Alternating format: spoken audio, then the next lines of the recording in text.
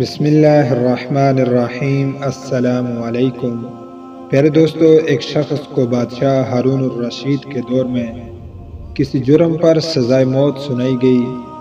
جب اس سے زندگی کی آخری خواہش پوچھی گئی تو اس نے کہا کہ میں بادشاہ وقت خلیفہ ہارون الرشید سے ملاقات کا خواہش مند ہوں۔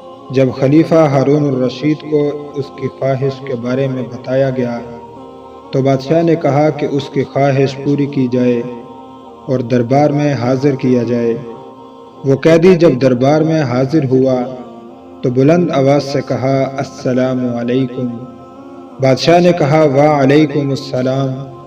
تم مجھ سے ملاقات کرنا چاہتے تھے تو بتاؤ کیا بات کرنی ہے؟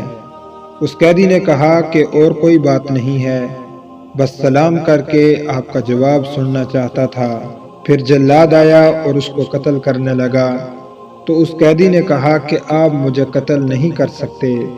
پوچھا گیا کیوں قتل نہیں کر سکتے؟ اس نے کہا کہ بادشاہ نے مجھے سلامتی کی ضمانت دی ہے۔ بادشاہ نے کہا میں نے تو کوئی ضمانت نہیں دی۔ تو اس قیدی نے کہا کہ ابھی آپ نے وعلیکم السلام کہا ہے۔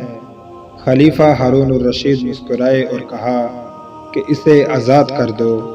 جب ہم السلام علیکم کہتے ہیں تو ہم ضمانت دے رہے ہوتے ہیں کہ تیرا مال، تیری جان، تیری عزت سب مجھ سے محفوظ ہیں۔